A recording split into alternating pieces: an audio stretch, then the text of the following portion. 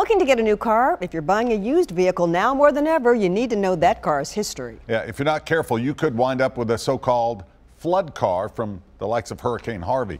These cars can have all sorts of problems, of course, but as consumer investigator Jennifer Krause shows us, they can be cleaned up so you don't know what you're really getting.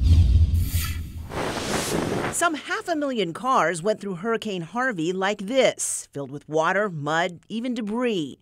But if you saw one of these flood cars today, you probably couldn't tell what it had been through. It's extremely hard. Flood cars show little signs of physical damage usually, which makes it easy for con men to clean them up, dry them out, and resell them to people around the country. Take this 2013 Ford Focus from Houston. This is what it looked like right after Harvey. We know that this car was flooded all the way up to the roofline, so it was completely submerged in Hurricane Harvey floodwaters. And this is what it looks like after the folks at Carfax spent about a day and $1,000 cleaning it out. One of them was in Hurricane Harvey. We then put that Focus next to two similar used vehicles that are not flood cars. I'm gonna let you tell us which one and ask shoppers to pick the Harvey car. See if you can figure out which one it is. The water got in every nook and cranny of the car. Chris Basso with Carfax says several 100,000 cars from Hurricane Harvey will likely end up being sold to unsuspecting consumers. You're getting a ticking time bomb. Water rots these cars from the inside out.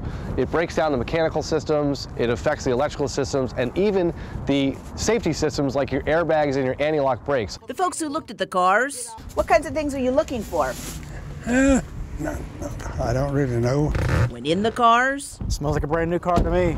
and all around the cars. Huh, okay.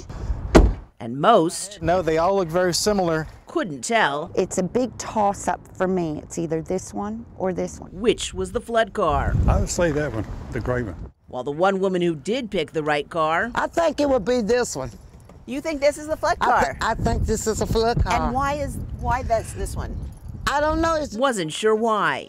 If you look underneath the steering column, it's almost completely rusted out. There are some telltale signs of a flood car, but you have to look for them. Things like extensive rust, corrosion under the hood, and water in the taillight. You'd think they might put floor mats to try and cover that.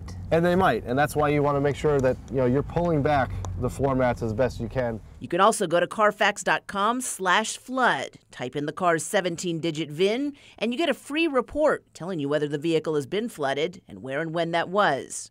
Good information to know so you don't end up spending thousands of dollars on a car like this that's been through something like this. Jennifer Krause, News Channel 5 investigates.